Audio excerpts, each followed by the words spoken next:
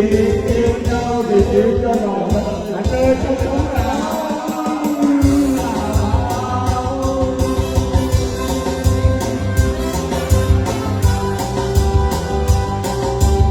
Xin cảm ơn rất nhiều ạ.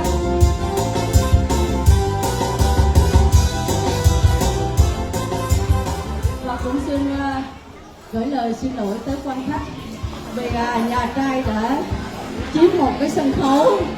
Vâng, và đây là hạnh phúc của nhà ông nội con Nguyễn Yến, một bầy con và một bầy cháu có mặt trong buổi tối ngày hôm nay. Thật sự là rất hạnh phúc và rất đông đầy. Vâng, chúng ta hãy dành cho nhau một tràng pháo tay để chào đón nhà của cô dâu đã quậy phá trong buổi tối ngày hôm nay. Một lần nữa